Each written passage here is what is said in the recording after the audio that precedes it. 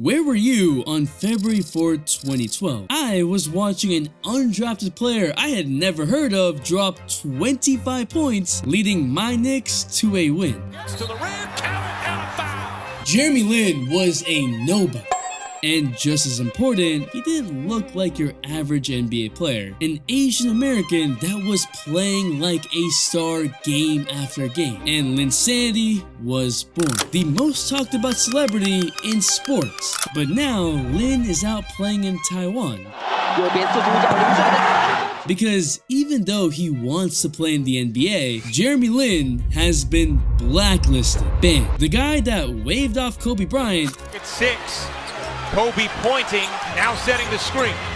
Shot clock at 2. Lin has to heave and buries it. A player that won the chip with Toronto in 2019, Lin said, because I feel like in some ways the NBA is kind of giving up on me. That players called him coronavirus and later said that big dreams risk big heartache after no other team gave him a chance again. He was just dominating in the G League in 2021, yet no one called. But why? What really happened to Jeremy Lin? I'm gonna outline what exactly went down, the 3 problems throughout his career, and the dark secret the NBA doesn't like to talk about, starting with how everyone ignored him. What is up, dudes, cadets, ballers, players? It's your boy MJ. Kobe Bryant said, if you can go back and take a look, his skill level was probably there from the beginning, but no one ever noticed. And that was the first problem in Lin's career. No one saw Lin as a basketball player. But the story isn't new according to him. It's been happening throughout his basketball career, starting from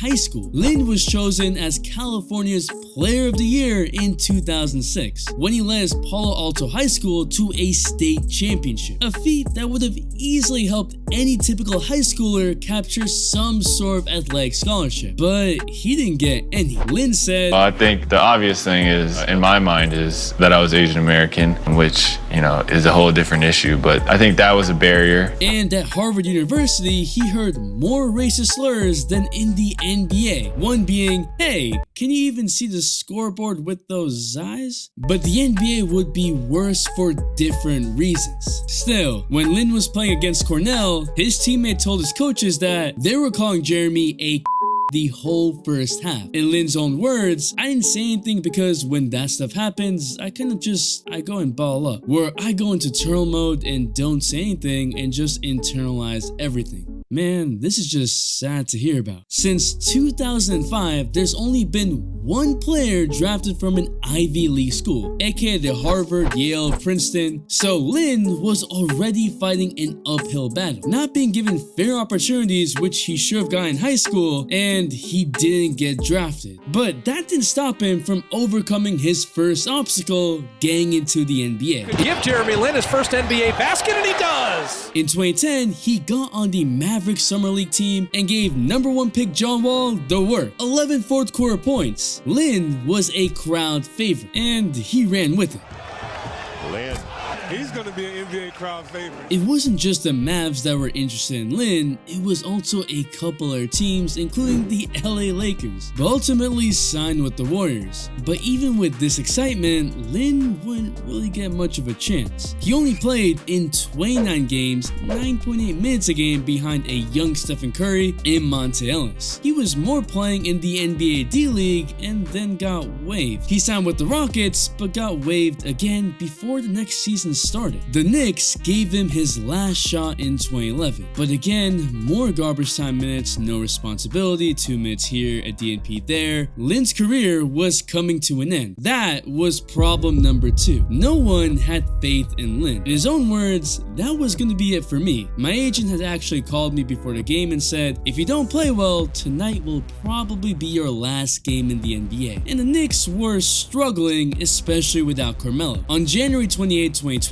the Knicks would lose, failed to reach 90 points for the 5th time in 7 games, but Lin played 20 minutes, scoring 9 points and 6 assists, and maybe that was enough, because Coach Mike D'Antoni was looking for a spark. And on February 4th, he would go to Lin off the bench in the first quarter, and by the second, Lin was balling out. He ended the game with 25 points, 7 assists, 5 boards in a win. He might have looked small, but he was big on on the court. Puts it up, puts it in.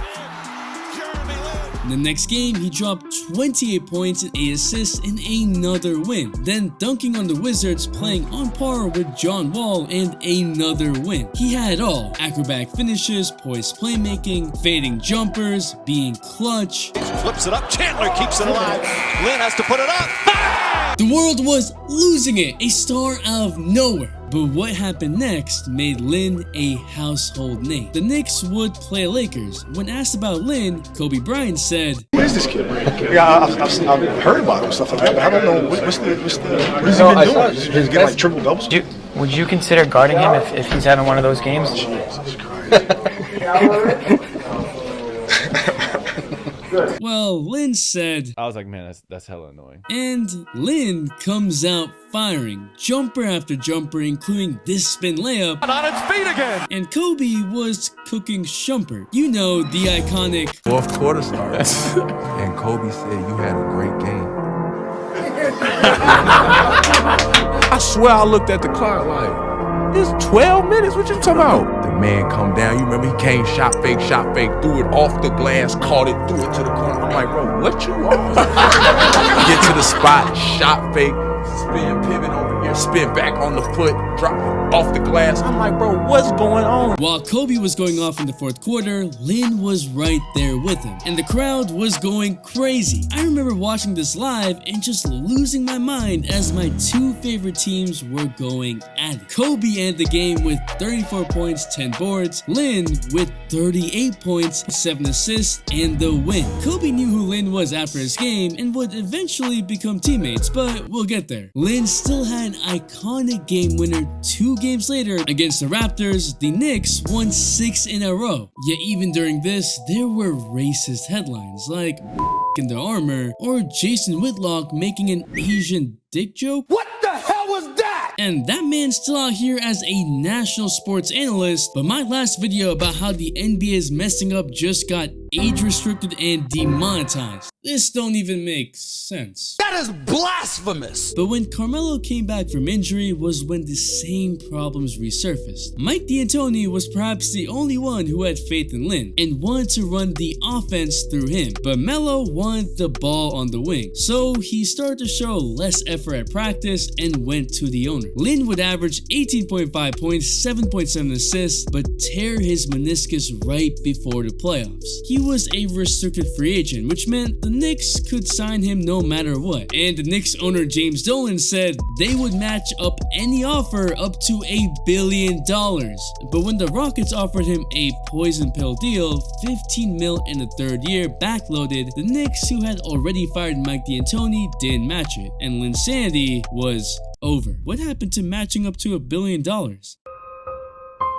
The Rockets had Yao Ming, now had another Asian household name to be a star. So Lin had his own team to prove himself. Right? Wrong, because even the Rockets didn't have faith. 4 days before the season started, they also traded for James Harden and made him the focal point of the offense, leaving Lin to figure out how to fit without the ball in a Harden-dominant offense. It was an awkward pairing, and while Harden got the full green light to go crazy, Lin struggled. He averaged 13.4 points and 6.1 assists playing all 82 games. But his skill set was being wasted. In fact, Lin wanted to stay with the Knicks, but they never even offered him a contract. 2 years later, the Rockets would trade Lin in a salary dump to the Lakers. Lin got his opportunity to play alongside Kobe on a struggling Lakers team, be part of the practice, and the moment we all remember is the time he famously waved Kobe on and splashed an off-balance 3. And oh yeah, not fouling. Foul.